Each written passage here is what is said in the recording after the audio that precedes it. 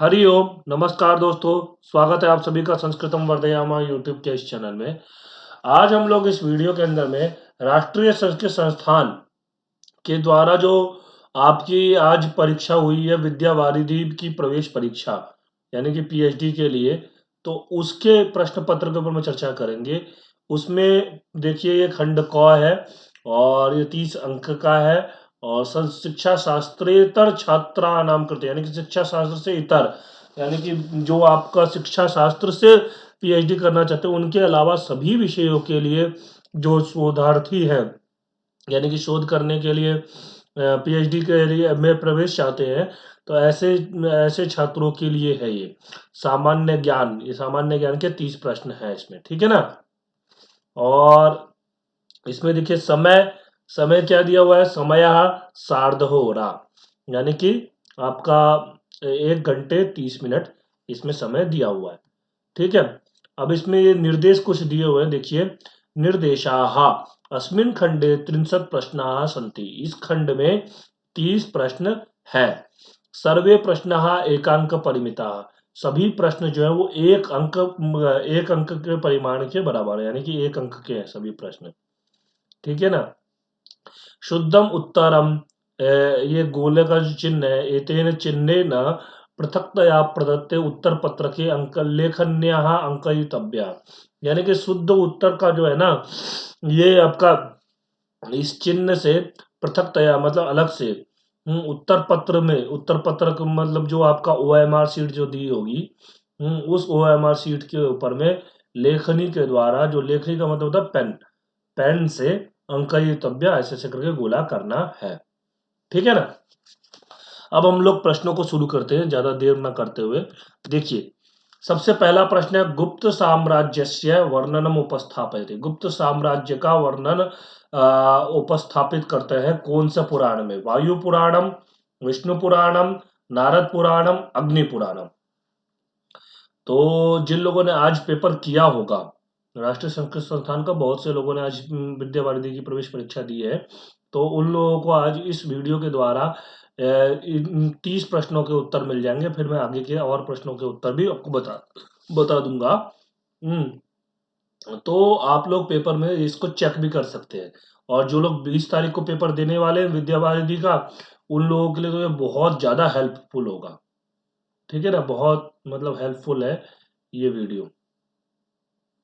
हम्म हम्म, ठीक है। अब चलिए, अब शुरू करते हैं। देखिए, गुप्त साम्राज्य का वर्णन जो है ना, आपका विष्णु पुराण में मिलता है। इसका सही आंसर होगा विष्णु पुराण। आप अगर देखे होगे, आप लोगों ने पुस्तक देखा होगा, तो उसके अंदर में वायु पुराण और विष्णु पुराण, इन दोनों में गुप्त साम्राज्य का वर्णन का लिखा हुआ रहता है। लेकिन जो गुप्त साम्राज्य का वर्णन जो मिलता है, वो गुप्त साम्राज्य का उपस्थापन जो किया गया है, वो विष्णु पुराण के अंदर में किया गया है। और इसी विष्णु पुराण के अंदर में मौर्य साम्राज्य का भी है, ठीक है। अगर ये वायु पुराण में भी हो सकता है, इसका वायु पुराण हो, लेकिन ये वायु पुराण में इसका वर्णन जो है वो उसका उपस्थापन नहीं किया गया, नाम है। और गुप्त साम्राज्य तक जो है वायु पुराण को वैसे शिव पुराण भी कहते हैं, ठीक है। ये बातें आपको पता होनी चाहिए। हाँ, और मिलता है, लेकिन सही आंसर विष्णु पुराण होना चाहिए, ठीक है। इसके बाद में ये दूसरा प्रश्न, एतद्देश प्रसूतस्य सकाशाद अग्रजन्मनः इति पद्ये एतद्देश इति पदेन ग्राह्यम। ये तो सबको पता होना चाहिए। एतद्देश प्रसूतस्य सकाशाद अग्रजन्मनः स्वं स्वं चरित्रं शिक्षेरन् पृथिव्यां सर्वमानवाः। ये ऐसा स्वं स्वं चरित्रं शिक्षेरन् पृथिव्यां सर्वमानवाः। ये इस प्रकार पूरा श्लोक है, ठीक है ना। ये आपका, और ये सौराष्ट्र के लिए नहीं है, सौराष्ट्र के लिए तो नहीं है, महाराष्ट्र के लिए भी नहीं है, भारत राष्ट्र के लिए, यानी कि भारत के लिए पूरी बातें कही गई है। और अंतरराष्ट्र के लिए भी नहीं है, तो इसका आंसर क्या हो जाएगा? भारत राष्ट्र। इसके बाद में तृतीय प्रश्न, भारतीय समाजस्य समाजशास्त्रीय व्यवस्थायाः आधारे संति। समाज शास्त्रीय व्यवस्था में आधार मतलब व्यवस्था का आधार में है, मतलब किसके अंदर में है? पंचयज्ञाः त्रीणि ऋणानि चत्वारः पुरुषाय चत्वारः आश्रमाः। तो आप देखो, इसमें आपको पहले तो ये पता होना चाहिए कि समाज शास्त्रीय व्यवस्था का जो आधार है ना, वो क्या है? हमारे यहाँ पे चार आश्रम है। ठीक है, इसका आंसर होगा चार आश्रम, चत्वारः आश्रमाः। कौन कौन से हैं? आपको पता होगा, पहला है ब्रह्मचर्य आश्रम। ठीक है, दूसरा हो गया आपका दूसरा क्या है? ब्रह्मचर्य के बाद में गृहस्थ आश्रम। तीसरा हो गया आपका वानप्रस्थ आश्रम। और चौथा हो गया आपका संन्यास आश्रम। ये हमारे यहाँ पे समाज शास्त्रीय जो आपका समाज की व्यवस्था बनी हुई है। सबसे पहले ब्रह्मचर्य आश्रम में रहते हैं विद्यार्थी, विद्यार्थी जीवन जीते हैं और वहाँ पे वेद वेदांग आदि का अध्ययन करते हैं। अब तो अभी नहीं होता है वैसा, अभी भी गुरुकुल वगैरह में होता है वैसा परंपरा, लेकिन अभी भी देखेंगे तो अभी ब्रह्मचर्य आश्रम का मतलब हो गया आपका विद्या अध्ययन से संबंधित। तो विद्या अध्ययन ब्रह्मचारी रह करके विद्या का अध्ययन करते हैं अभी भी, फिर उसका गृहस्थ आश्रम हो जाता है, फिर वानप्रस्थ और फिर संन्यास होता है। ठीक है, यह हमारे समाजशास्त्रीय व्यवस्था का व्यवस्था इसमें आधारित है। इसके बाद में यहाँ पे पंच यज्ञ है। पंच यज्ञ कौन कौन से होते हैं, ये आप लोगों को याद होने चाहिए। मैं एक बार इसको मिटा देता हूँ, फिर बताता हूँ आपको। देखिए, पंच यज्ञ कौन कौन से हैं? आप लोग ये जो 20 तारीख को पेपर देने वाले हैं ना, वो लोग कॉपी पेन लेकर के बैठिए, क्योंकि मैं आपको दिखाऊंगा कि मैंने जो 30 प्रश्न कराए थे वो सामान्य ज्ञान के, उन 30 प्रश्न में से बहुत से प्रश्न इसमें पूछे गए हैं। मैं आपको दिखाऊंगा भी। तो इसलिए बोल रहा हूँ कि आप लोग अगर ये लिखेंगे, आपके पास नोट्स रहेगा, तो आप लोग 20 तारीख को जो पेपर देने वाले हैं, तो उन लोगों को बहुत इससे लाभ मिलेगा। ठीक है, सबसे पहले देखिए पंच महायज्ञ कौन कौन से हैं। सबसे पहला है ब्रह्म यज्ञ। दूसरा है देव यज्ञ। तीसरा हो गया पितृ यज्ञ। चौथा है भूत यज्ञ। और पांचवा हो गया अतिथि यज्ञ।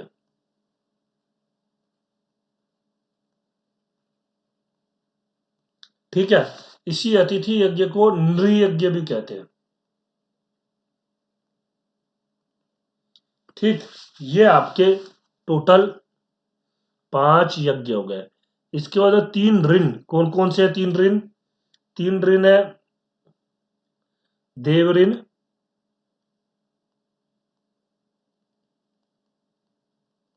ठीक है, दूसरा हो गया ऋषि ऋण,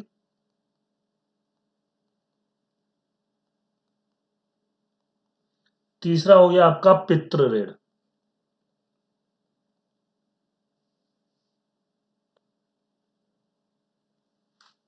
ठीक, ये 3 ऋण हो गए। इसके बाद में आता है आपका, इन 3 ऋणों के बाद में आपका 4 पुरुषार्थ कौन कौन से हैं? तो 4 पुरुषार्थ कौन कौन से हैं आपके? धर्म, अर्थ, काम और मोक्ष। ये 4 पुरुषार्थ हो गए। इसमें थोड़ा सा मैं आपको इसके बारे में बता देता हूं। देखिए, ये आपका जो ऋण है, इन ऋणों के बारे में थोड़ा मैं बता देता हूँ कि देव ऋण जो होते हैं ना, वो दान यज्ञ इन सब से संबंधित होते हैं। यानी कि दान करने से, यज्ञ करने से देव ऋण से मुक्ति प्राप्त होती है, दान यज्ञ इन सब से। ठीक है, उसके बाद दूसरा आपका हो गया ऋषि ऋण। ऋषि ऋण क्या होता है? वेद, उपनिषद, वेदांग आदि का अध्ययन अध्ययन करने से, हाँ, इससे भी ऋषि ऋण से मुक्ति होती है। इसके बाद तीसरा क्या है आपका? ये पितृ ऋण। पितृ ऋण क्या होता है? माता पिताओं की सेवा करने से, यानी कि पिता पितरः, पितरः बोल सकते हैं। पितरः का में जो माता पितरौ, माता पितरौ, पितरौ जैसे कालिदास ने प्रयोग किया है वैसे ही पितरः, पितरः में सब लोग आ गए इनकी सेवा करने से। ठीक है ना। ये तीनों ऋण जो होते हैं इससे वो बोलते हैं। ये पूरा आपका मैंने इसमें समझा दिया आपको, तो ये आप लोगों को पता होना चाहिए। ठीक है, ये पांचों यज्ञों के बारे में पता होना चाहिए। अब इसके बाद में हम लोग आते हैं प्रश्न संख्या 4 पे।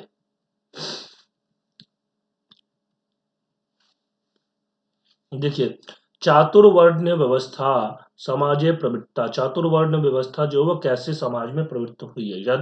यदृच्छया लोकेच्छया गुणकर्म विभागेन राजज्ञया। एक श्लोक है चातुर्वर्ण मया सृष्टम गुण कर्म विभाग सह, इस प्रकार का श्लोक है। हाँ, तो ये गुण कर्म और विभाग के द्वारा चातुर्वर्ण जो है, चातुर्वर्ण कौन कौन से हैं आपके, ये आपके ब्राह्मण क्षत्रिय वैश्य और शूद्र, ये जो चार जो वर्ण है उन चारों वर्णों की जो विभाग से ये जो गुण और कर्म के आधार पर उनका विभाग किया गया है। यदृच्छया का मतलब क्या होता है, अपनी ये जैसी इच्छा है उस इच्छा से। लोकेच्छया मतलब लोगों की इच्छा से। राजाज्ञया मतलब राजाओं की आज्ञा से। तो यहाँ पर गुण कर्म विभाग से इसका आंसर होगा। ठीक है, इसके बाद बताए निरीयज्ञ अस्ति। नृयज्ञ किसके किससे संबंधित है। स्वाध्याय पितृयज्ञ भूतयज्ञ या अतिथि पूजनम। तो देखो अभी मैंने आपको ऊपर ही बताया है, ये देखिए ये रहा अतिथि यज्ञ को ही नृयज्ञ कहते हैं। तो अगर ऐसे इस प्रकार का जो मैं आपको जैसे बताता हूँ, देखो अभी इधर ही प्रश्न आया हुआ है, तो ऐसे ही प्रश्न आते रहते हैं बहुत सारे। वो तो इसलिए आप इनको जब करेंगे, जैसे मैं नोट्स में लिखवाता हूँ कुछ चीज, तो उसको जरूर लिखिए और उसको रिवीजन करते रहिए। ठीक है ना, ये आपका ये हो जाएगा। ठीक है, इसके बाद क्षम्यताम, स्वाध्यायेन कस्मात् ऋणात् मुक्ति ही भवति। स्वाध्याय से किस ऋण से मुक्ति होती है। पितृ ऋणात्, मातृ ऋणात्, ऋषि ऋणात् या देव ऋणात्। तो आपको इसका आंसर भी पता लग गया होगा, अभी जस्ट मैंने बताया है ऋषि ऋणात्। ऋषि ऋण से इसको मुक्ति होती है आपको। ये देखिए तीन प्रकार के ऋण, हाँ, देव ऋण, ऋषि ऋण और पितृ ऋण। तो इसमें से आपका दान और यज्ञ के द्वारा देव ऋण से मुक्ति होती है, वेद उपनिषद आदि का अध्ययन से ऋषि ऋण से मुक्ति होती है और पितरों की सेवा करने से आपके ये इसका आपका पितृ ऋण से मुक्ति होती है। तो इसका ऋषि ऋण आंसर होगा। ठीक, इसके बाद में आते हैं प्रश्न नंबर 7वां। वैज्ञानिक सांस्कृतिक दृष्टिया सर्व प्रमुख भाषा परिवार का। वैज्ञानिक और सांस्कृतिक दृष्टि से सबसे प्रमुख भाषा परिवार कौन सी है।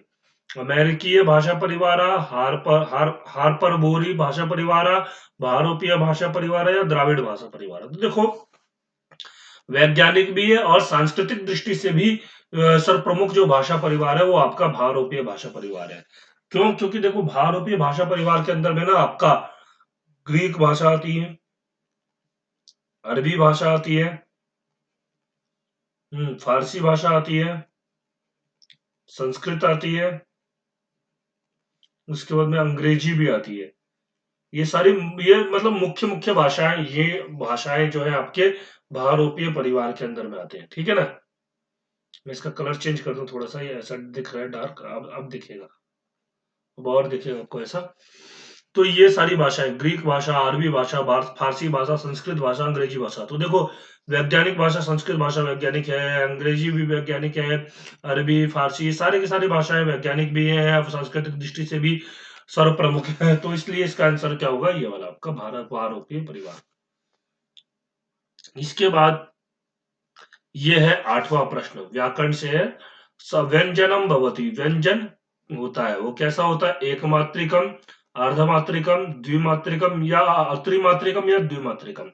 तो व्यंजन कैसा होता है, तो इसके लिए हम लोग चलेंगे लघु सिद्धांत कौमुदी पर। मैं यहाँ पे मूल ग्रंथ लघु सिद्धांत कौमुदी लेकर के आया हूँ, ये देखिए वरदराजाचार्य जी के द्वारा लिखा हुआ। इसी के अंदर में मैं आपको दिखाऊंगा कि यहाँ पे लिखा हुआ है कि जो व्यंजन कितने मात्रिक होते हैं। ये आपके श्रीमद वरदराजाचार्य विरचित लघु सिद्धांत कौमुदी। ठीक है, इसका संज्ञा प्रकरण तो जरूर पढ़ना, संज्ञा प्रकरण से 3 से 4 प्रश्न जरूर आते हैं। तो मंगलाचरण हमें नहीं देखना है, हमें सीधा मैं आपको दिखाता हूँ यहाँ पे ऊ कालो अज्र सुदीर्घ प्लुता सूत्र जो है उसके ऊपर मैं दिखाता हूँ आपको, वहां पर मिलेगा ये, क्योंकि वहां पे उच्चारणों के बारे में दिए हुए हैं, मात्राओं के जो स्वर के उदात्त अनुदात्त और स्वरित यहाँ पे ये देखिए। ठीक है, ये प्रत्याहार खत्म हुआ। ऊ कालो अज्रस्व दीर्घ प्लुतः ऊश्च ऊश्च ऊश्च वामकार इव कालो योस्य यस्य सोच क्रमाधरस्व दीर्घ प्लुत संज्ञा स्यात्। यहाँ पे यहाँ पे देखो ये रहा, यहाँ पे कहा भी गया है एक मात्रो भवेद ह्रस्वो, एक मात्रा वाला जो होता है वो ह्रस्व होता है, यानी कि जैसे अ ई ऊ ये जो स्वर लगे हैं वो सारे ह्रस्व होंगे। ठीक है, इसका द्विमात्री दीर्घ उच्चते, द्विमात्री यानी कि आ ई ऊ ये सारे दीर्घ हो गए। ठीक है ना। त्रिमात्रस्तु प्लुतो गेय, 3 मात्रा वाले प्लुत होते हैं, तो अ में ऐसे करके डाल दिया तो ये क्या बन गया हाँ ये प्लुत हो गया। और इसके बाद व्यंजनम चार्धमात्रिकम, व्यंजन जो होता है वो अर्धमात्रिक होता है। ये हमारे प्रश्न का आंसर यहाँ पे देखो, व्यंजनम चार्धमात्रिकम। मैं कलर चेंज करके थोड़ा दिखा देता हूँ, ये देखिए ये आपका व्यंजनम चार्धमात्रिकम यहाँ पे लिखा हुआ है, और ये यहाँ पे देख सकते हो आप लोग आराम से। ठीक है, ये आपका अर्धमात्रिक व्यंजन होता है। तो हमारे प्रश्न का आंसर मिल गया यहाँ पे। प्रश्न पूछा था व्यंजनम भवती एक मात्रिकम अर्धमात्रिकम द्विमात्रिकम या त्रिमात्रिकम, त्रिमात्रिकम या द्विमात्रिकम, तो इसका व्यंजनम अर्धमात्रिकम, इसका आंसर होगा अर्धमात्रिक। इसके बाद प्रश्न संख्या 9, तो हम लोग ऊपर चलेंगे। ये देखिए यहाँ पे व्युत्पत्ति विज्ञान से प्रवर्तक भाषा शास्त्री अस्ति, व्युत्पत्ति विज्ञान का प्रवर्तक जो है भाषा शास्त्री कौन है, कौन हुए, जयादित्य, कैयट, यास्क या कौंडभट्टा। तो इसका आंसर होगा यास्क। यास्क के अंदर में जो निरुक्त लिखा हुआ है यास्क ने, उस निरुक्त के अंदर में निर्वचन जो दिए गए हैं ना, वो आपके व्युत्पत्ति के अनुसार भाषा शास्त्रीय उसका विवरण दिया हुआ है। ठीक है, तो इसलिए ये जो यास्क जो है वो इसका आंसर होगा। इसके बाद में आता है स्पृष्ट प्रयत्न केशाम वर्णानाम भवती, स्पृष्ट प्रयत्न जो है वो किन वर्णों का होता है। ठीक है, तो स्पृष्ट प्रयत्न ये आपको मैंने अभी बताया आपको कि संज्ञा प्रकरण जरूर देख लेना। तो संज्ञा प्रकरण में से ही पूछा हुआ है कि आपको मैं लघु सिद्धांत कौमुदी में ही दिखाता हूं। देखिए 2 प्रकार के प्रयत्न होते हैं, अभ्यंतर प्रयत्न और बाह्य प्रयत्न। तो अभ्यंतर प्रयत्न में से ये प्रश्न पूछा हुआ है, ये तुल्याश प्रयत्नम सवर्णम वाले सूत्र में मिलेगा। ये देखिए ये रहा सूत्र, तुल्याश्य प्रयत्नम सवर्णम। ठीक है, तालो आदि स्थानम आभ्यंतर प्रयत्नश्चेत्ते तद्वयम यशेन तुल्यम तान्मिथा सवर्ण संख्यम स्यात् ऋलृ वर्णयोर मिथा सावर्ण्यम वाचमको विसर्जनीयानाम कंठा इचुसानाम तालु ऋतुसानाम ऊर्धा ऋतुलसानाम दंताउपदमानेनाम ओष्ठो यम गणनानाम नासिकाचार्य दो कंठ तालु औ दो तो कंठोष्ठम वकार से दंतोष्ठम जीवा मूल्य से जीवा मूल्यम नासिकानुस्वारस्य यत्नो द्विधा, ये रहा आभ्यंतरो बाह्यश्च आद्य पंचदा। मतलब क्या, अभ्यंतर प्रयत्न जो है वो 5 प्रकार के होते हैं, स्पृष्ट, ईसत स्पृष्ट, ईसत विवृत, विवृत और स्तंभित भेद से। तत्र स्पृष्टम, वहां पर स्पृष्ट के बारे में बताया, स्पृष्ट क्या होते हैं, स्पृष्टम प्रयत्नम स्पर्शानाम, ये जो स्पृष्ट प्रयत्न है वो कौन से होंगे, वो स्पर्श होंगे। ठीक है, यहां पे हमारा प्रश्न क्या पूछा था, प्रश्न हमारा पूछा गया है कि स्पृष्ट प्रयत्न केशाम वर्णानाम तो स्पर्शानाम, यहाँ पे हमें पता होना चाहिए। और स्पर्श वर्ण कौन कौन से होते हैं, तो जितने भी ये कवर्ग चवर्ग टवर्ग तवर्ग और पवर्ग होते हैं, यानी कि क ख ग घ ङ च छ ज झ य ट ठ ड ढ ण त थ द ध न प फ ब भ म, ये सारे के सारे स्पर्श वर्ण होते हैं और इन्हीं को बोलते हैं स्पृष्ट। ठीक है, इसके बाद में आता है ईसत स्पृष्ट। ईसत स्पृष्ट क्या है, देखो ये पूरा मैं बता देता हूं आपको। ईसत स्पृष्ट क्या हो गया, अंतस्थ वर्ण। अंतस्थ अब अंतस्था कौन से होते हैं? तो अंतस्था बोलते हैं यणो अंतस्था। यण प्रत्याहार जो है वो अंतस्थ होते हैं। यण प्रत्याहार में कौन कौन से वर्ण आते हैं? य, व, र और ल। ठीक है, वो कौन से हो गए? ईसत स्पृष्ट। ठीक है, इसके अंदर ईसत विपरीत क्या होते हैं? ईसत विपरीत कौन से होते हैं? वो आपके ऊष्मणाम, ऊष्म। ऊष्म वर्ण क्या होते हैं? शल ऊष्मान। शल प्रत्याहार जो होता है वो ऊष्म वर्ण होते हैं, यानी कि श, स, स और ह। ठीक है, इसके बाद में आपका बचता है विवृतम स्वरानाम। विवृत जो होते हैं वो स्वर होते हैं। स्वर कौन से होते हैं? अच प्रत्याहार। अच प्रत्याहार आपको पता होगा, अ, ई, उ, री, री, ए, ओ, आई और औ। ये आपके अच प्रत्याहार हो गए। ठीक है, ये आपका विवृत हो गया। और ह्रस्वस्य अवर्णस्य प्रयोगे संवृतम प्रक्रिया दशायाम तो विवृतम एवं। हाँ, ह्रस्व अ का मतलब ऐसा वाला चिन्ह, जो एस का चिन्ह लगाते हैं ना, वो संवृत में आता है। ठीक है, ये देखो ईसत स्पृष्ट यन प्रत्याहार हो गया। ये आपका विवृत, विवृत हो गया आपका अच प्रत्याहार। और ईसत विवृत हो गया आपका शल प्रत्याहार। ये आपको पूरा याद होना चाहिए। देखो यहां से प्रश्न आया हुआ है, आज ही के पेपर में ये प्रश्न आया हुआ है, तो कल परसों के दिन जो है आपका पेपर, वो हो सकता है कि इस पेपर में भी ये पूछ ले, तो इसलिए आपको पता होना चाहिए। ठीक है, और इसके साथ में ये देखो अभ्यंतर प्रयत्न तो हो गया, इसके साथ में बाह्य प्रयत्न भी है आगे। बाह्य प्रयत्नस्तु एकादशधा। कौन कौन से? विवारा, संवारा, श्वासो, नादो, घोषो, अघोषो, अल्प प्राणो, महाप्राणा, उदातो, अनुदातो, स्वरित चेती। हाँ, फिर उसके अंदर खरो व्यवहारा, स्वसा, घोषा, शस, संवारा, नादा, घोषाच, वर्गानाम प्रथम तृतीय पंचम चाल्प प्राणा, द्वितीय चतुर्थो सलश्च महाप्राणा। ये आपका दिया हुआ है। हाँ, अल्प प्राण और बाह्य प्राण ये जरूर देख करके जाना, क्योंकि यहाँ से प्रश्न आज के पेपर में आया हुआ है, तो कल परसों जो पेपर होगा उसमें भी आ सकता है। ठीक है ना, तो ये सब आप लोग देख लीजिएगा। चलिए आगे चलते हैं, आगे के प्रश्नों को हम देखते हैं। भारोपीय भाषा वर्तते। भारोपीय भाषा कौन सी है? देखो, तेलुगु, कन्नड़ और तमिल, साथ में ग्रीक। तो अब यहाँ पे इसका आंसर क्या होगा? ग्रीक होगा। अभी मैंने बताया भी है कि ऊपर, मतलब जो आपका एक प्रश्न के अंदर भारोपीय परिवार की भाषा कौन सी है, ये मैंने बताया था। यहाँ पे देखो, ग्रीक, अरबी, फारसी, संस्कृत और अंग्रेजी। तो यहाँ पे पूछा ही ऑप्शन में आपको दिख गया ग्रीक, तो इसका आंसर ये ग्रीक हो गया। और तेलुगु, कन्नड़ और तमिल कौन सी भाषा है? वो द्रविड़ परिवार की भाषा है। ठीक है, ये आप याद रखेंगे कि कौन से परिवार की भाषा है। द्रविड़ परिवार की भाषा है। द्रविड़ परिवार की भाषा, जो हमारे साउथ इंडियन जितनी लैंग्वेज है ना, वो सारे के सारे द्रविड़ परिवार की भाषा है। साउथ इंडियन मतलब दक्षिण भारत के।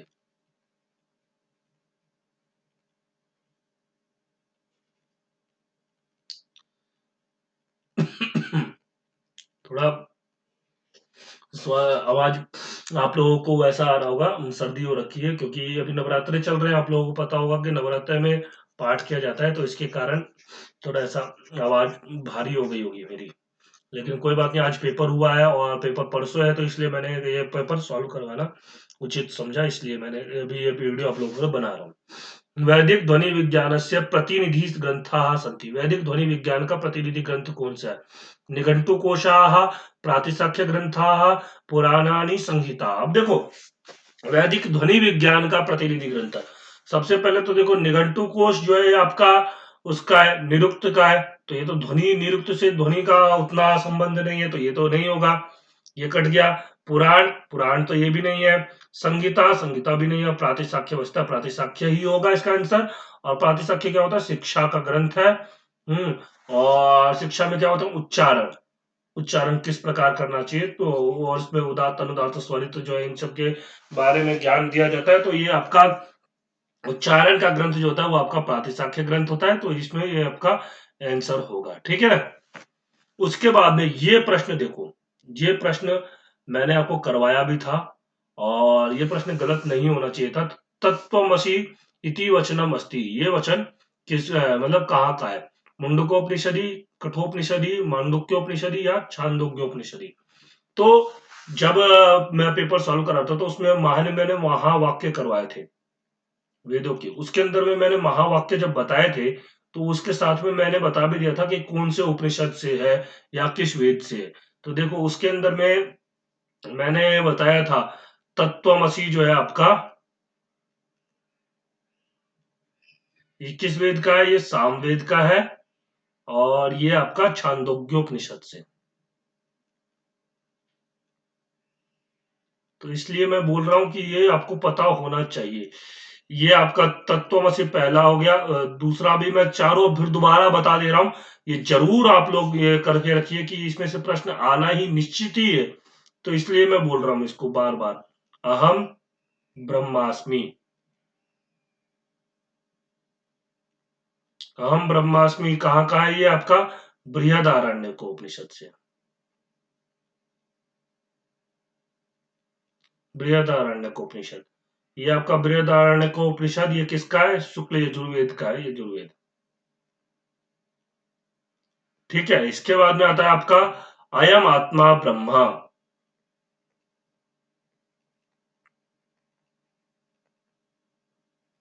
ये आपका किसका है? ये आपका मांडुक्य उपनिषद का है।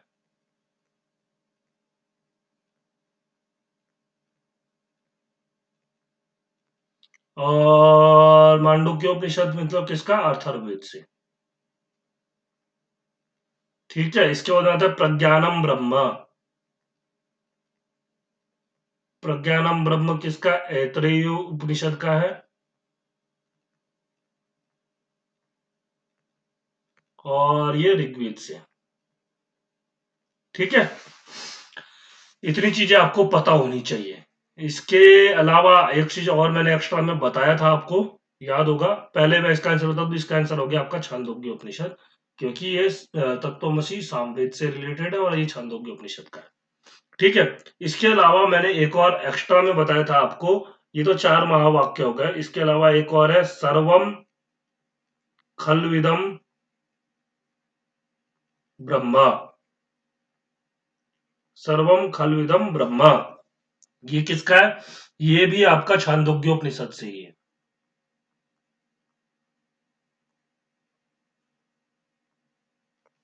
ठीक है। और छांदोग्योपनिषद कहां से है? सामवेद से। क्षम्यता। ठीक है। ये आपका हमारा यहाँ तक 13 प्रश्न हो गए। इसके आगे हम लोग 14वें प्रश्न से चलते हैं। यहाँ देखिए ये शैव दर्शन से अन्यत नाम किम। शैव दर्शन का दूसरा नाम क्या है? तो अभिज्ञा दर्शनम, प्रत्यभिज्ञान दर्शनम, प्रत्यभिज्ञा दर्शनम, औलुक्य दर्शनम या लोकायतम। तो देखो आपको कभी भी अगर आपको नहीं भी पता हो ना, तब भी आप उसमें से जो चीज पता है उसको अलग कर सकते हो। जैसे आपको मुझे मैं अगर होता ऐसा में मुझे मान लो शैव दर्शन का नहीं पता है, तो मैं सबसे पहले औलुक्य दर्शन को तो अलग करता। क्यों? क्योंकि औलुक्य दर्शन जो है वो वैशेषिक दर्शन का है। मुझे इतना पता है कि वैशेषिक दर्शन का है। ठीक है। क्योंकि जो कणाद जो ऋषि है ना, कणाद, कणाद ऋषि ने, कणाद ऋषि इनको इसलिए बोला जाता था क्योंकि क्या है वो कणों पर निर्भर रहते थे। कणभुक उन्हें कहा जाता था। कणों के ऊपर में निर्भर रहते थे। वो क्या करते थे? दिन भर तो वो समाधि में रहते थे और रात्रि के समय में वो जाते थे कणों को चुनने के लिए। ठीक है। कणों को लेकर के उसी को खाया करते थे, तो इसलिए उनका नाम कणाद पड़ा। तो रात्रि के समय में घूमा करते थे, तो इसलिए उनको उल्लू जैसे रात में घूमता है, तो इसीलिए इसका नाम औलुक्य दर्शनम पड़ा। ठीक है। ये तो मेरे को इतना पता है। तो एक कट गया। उसके बाद लोकायतम ये पता है मुझे, ये चारवाक दर्शन का है। जब 2 कट गए तो हमारे सही होने की संभावना ज्यादा हो जाती है। अब इन दोनों में से हमें करना है, तो इन दोनों में से इसका आंसर है प्रत्यभिज्ञा दर्शनम। प्रत्यभिज्ञा दर्शनम जो है वो आपका शैव दर्शन से रिलेटेड है। और ये आपका कहाँ का होता है? ये कश्मीरी सेव का, कश्मीरी शैव दर्शन जो है कश्मीर के अंदर में बहुत प्रसिद्ध है। और ये आपका ये क्या है, 9वीं शताब्दी के अंदर में ना अद्वैत वेदादि मतलब अद्वैतवादी दर्शन था। अद्वैत वेदादि कह रहा हूँ। अद्वैत वेदांत, ये अद्वैत वेदांत दर्शन है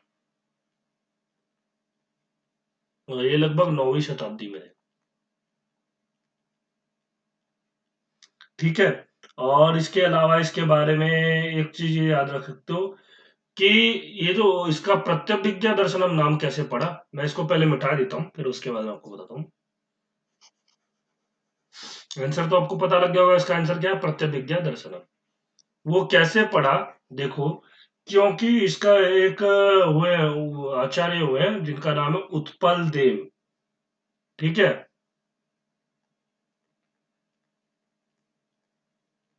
उन्होंने लिखा है ईश्वर प्रत्यभिज्ञा कारिका।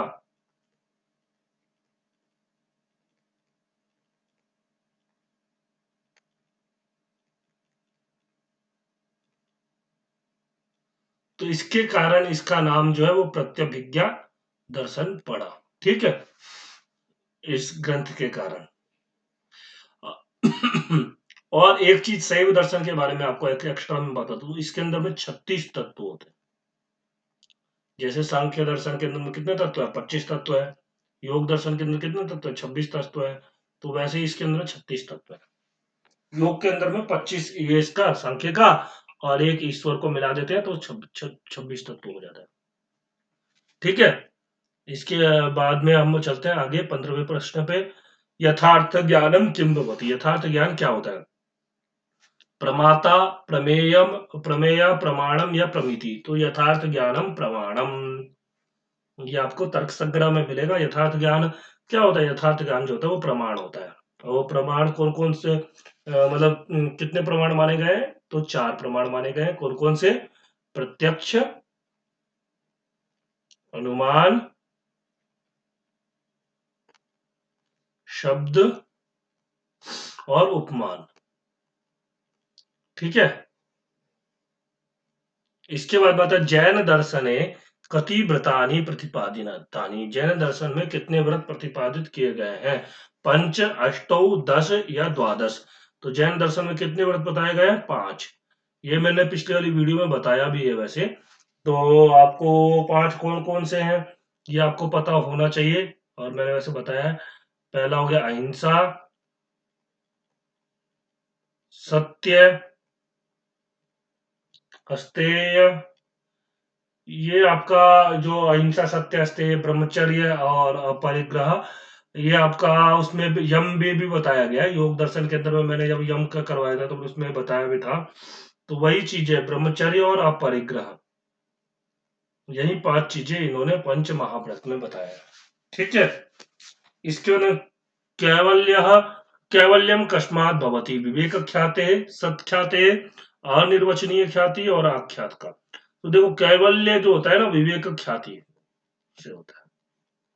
ठीक है, विवेक ख्याति से क्या होता है, हमारा कैवल्य प्राप्ति होती है। ठीक है। इसके बाद में आता है सांख्य दर्शन से आद्य उपदेष्टा कह, सांख्य दर्शन के आदि उपदेष्टा कौन है, कपिल मुनि, ईश्वर कृष्ण, आसुरी या अन्नम भट्ट। तो देखो कपिल मुनि जो है सबसे पहले सांख्य दर्शन के प्रवर्तक कहे जाते हैं। इन्होंने सांख्य सूत्र लिखे हैं, और सांख्य सूत्र के, सांख्य दर्शन के ही प्रवर्तक जो माने गए आदि उपदेष्टा कौन है, कपिल मुनि। कपिल मुनि से आसुरी ने सुना, आसुरी से किसने, पंचशिख, और फिर वहीं से पंचशिख ने अपने मतलब शिष्यों को दिया, और इस प्रकार गुरु परंपरा से ईश्वर कृष्ण ने सुना, और ईश्वर कृष्ण ने फिर जाकर के सांख्य कारिका लिखी।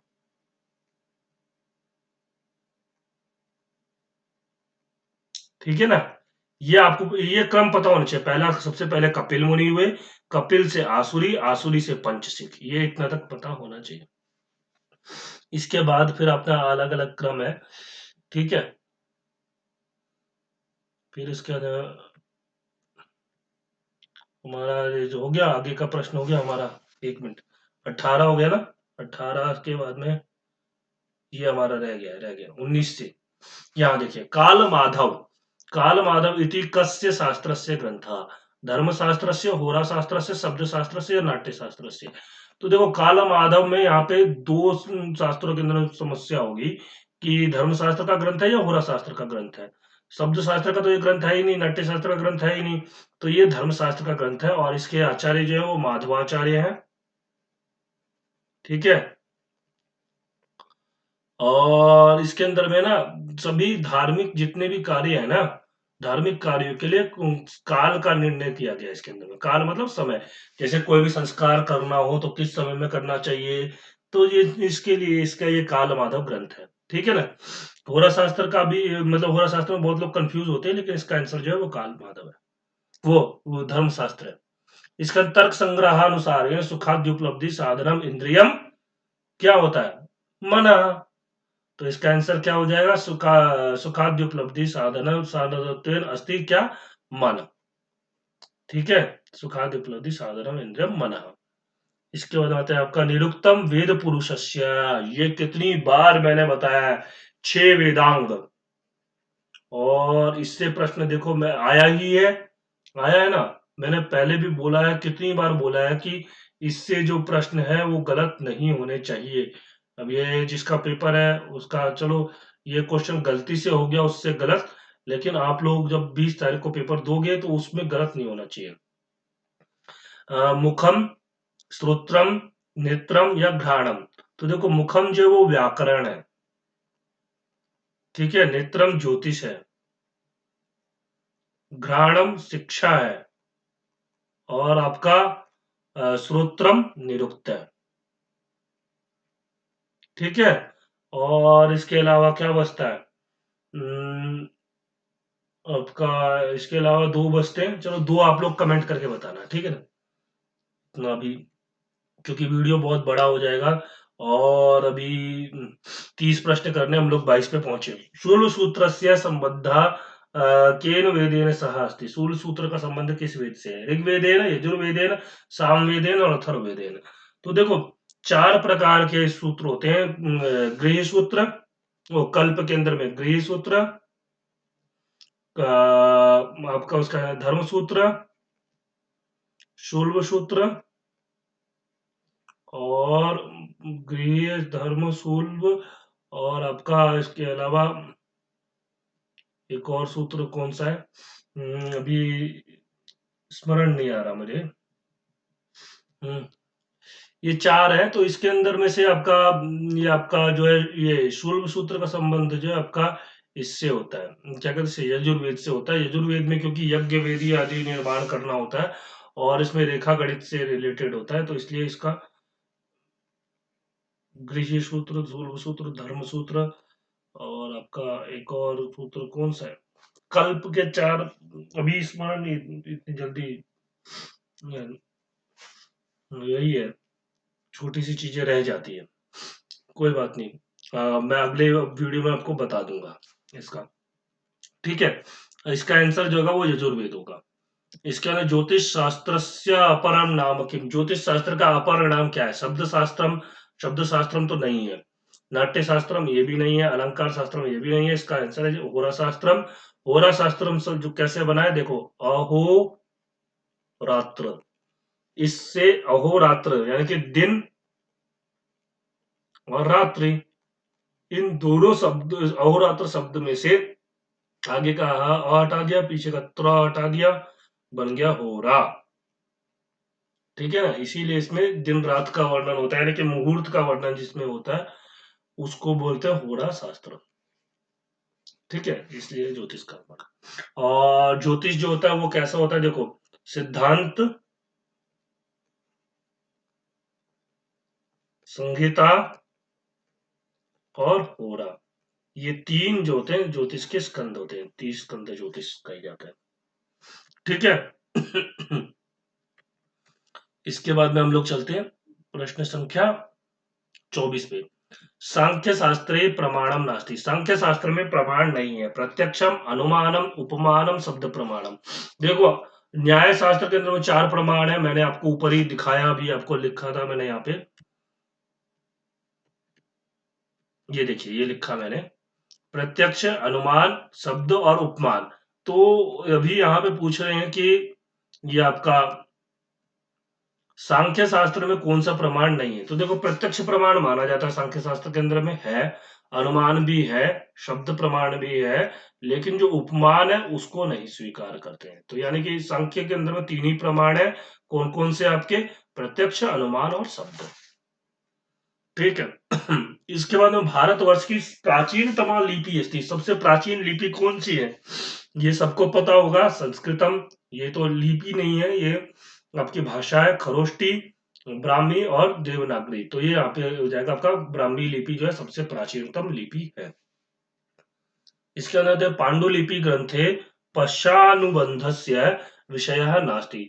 पांडुलिपि ग्रंथ के अंदर में पश्चात उसका जो अनुबंध किया जाता है, यानी कि उसको अगर मान लो पांडुलिपि ग्रंथ का अगर संपादन करते हैं तो उसमें कौन सा विषय नहीं होता है। परिशिष्टम, प्राक कथनम, उपसंगारा, ग्रंथ सूची।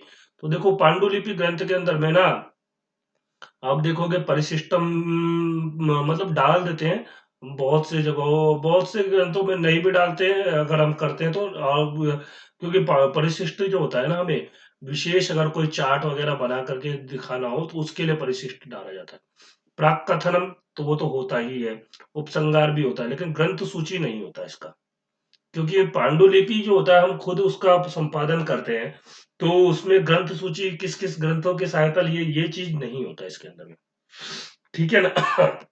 इसके बाद बात है अशोकस्य गिरनार शिलालेखा कश्याम लिपो वर्तते। तो देखो जो आपका जो गिरनार जो जगह है ना, वो कहां पर है? वो जूनागढ़ में है। ठीक है। और यहाँ का ना आपका, यहाँ पर ना रुद्रदामन का जो है शिलालेख वो बहुत प्रसिद्ध है।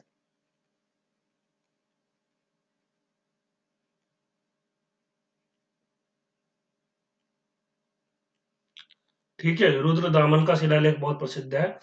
और यहाँ पे अशोक का भी मिलता है, अशोक के 14 शिलालेख यहाँ पे मिलते हैं। और इसके बाद में आपका इसके अलावा समुद्रगुप्त का भी मिलता है। यहाँ पे प्रश्न क्या पूछा है? अशोक का गिरनार शिलालेख में कौन सी लिपि है? तो वहां पे खरोष्टी लिपि का प्रयोग किया गया है। ठीक है, बाकी जगहों पर अशोक के शिलालेख के अंदर हम ब्राह्मी लिपि का प्रयोग किया गया है, लेकिन वहां पे खरोष्टी लिपि का प्रयोग किया गया। इसके बाद क्षम्यताम, शोध कार्य पाद टिप्पणी किम सूचयति। शोध कार्य के अंदर पाद टिप्पणी वो क्या सूचित करती है? शोधस्य प्रामाणिकत्वम, शोधस्य सौंदर्यम, शोधस्य प्रारूपम, शोधस्य सारांशम। तो देखो पाद टिप्पणी का मतलब होता है फुटनोट। देखोगे फुटनोट का मतलब होता है जब हम लिखते हैं कोई चीज, तो अगर कोई मान लो श्लोक लिखा या कोई भी चीज लिखा, तो उसके ऊपर में वहां पर 1 नंबर डाल देते हैं, 2 नंबर डालते हैं। तब किताबें भी देखते होगे ना, जैसे संस्कृत साहित्य का इतिहास ले लो या कोई भी किताब ऐसा ले लो, उसके अंदर नीचे में लाइन किया होगा और वहां नीचे में 1 नंबर डाल करके लिखा होगा। और वहां पर जब लिखे होंगे तो उसमें जब वो वाक्य खत्म होता है या जो भी चीजें लिखी हुई है, उसके ऊपर छोटा सा 1 या 2 3 ऐसे करके लिखा होगा। तो वो नीचे जो लिखते हैं ना वो फुटनोट होता है, उसे बोलते हैं पाद टिप्पणी। ठीक है। और ये स्वदस्य प्रामाणिकत्व, इसका प्रामाणिकता का वर्णन करता है। इसके बाद में अंतिम 2 प्रश्न रह गए, ये भी कर लेते हैं। भारतवर्षस्य प्राचीनतमं साहित्यम किम। प्राचीनतम साहित्य कौन सा है? जातक कथा, बृहत कथा, रामायणम या ऋग्वेदम। तो प्राचीनतम साहित्य पूछा है। यहाँ पर प्राचीनतम ये नहीं पूछा है कि क्या है लौकिक साहित्य या कुछ ऐसा। तो सबसे प्राचीनतम साहित्य जो था वो ऋग्वेद है, पता ही है आपको। सबसे प्राचीन भारत की ही नहीं विश्व की सबसे प्राचीन जो है साहित्य कौन सी है? वो ऋग्वेद है। इसके बाद आता है लिप्यंतर ज्ञानम किमर्थम अपेक्षते। लिपि का अंतर ज्ञान जो है वो किस लिए जरूरी है? लिपि नाम विषय वैदुष्य संपादनार्थम। लिपि के विषय में विद्वत्ता यानी कि वैदुष्य विद्वत्ता संपादन के लिए। हाँ, आत्मना अभिव्यक्त्यर्थम। आत्मा मतलब अपने अंदर के जो आत्मा विचार है उसको अभिव्यक्त करने के लिए। आत्मना जो आपके मन में विचार चल रहा है उसको अभिव्यक्त करने के लिए। मातृकाया सौंदर्य संपादनार्थम, मातृका के सौंदर्य की संपादन के लिए, यानी कि जो आपका वहां पर जो आपके लिपि ग्रंथ है, स्क्रिप्ट वगैरह जो मैन्युस्क्रिप्ट है, उसके सौंदर्य संपादन के लिए, या मातृकायाम विद्यमानानाम तथ्यानाम परिज्ञानार्थम, मातृका के अंदर में विद्यमान जो तथ्य हैं उनके जानने के लिए। तो लिप्यंतर का ज्ञान किस लिए अपेक्षित होता है? मातृकायाम विद्यमानानाम तथ्यानाम परिज्ञानार्थम।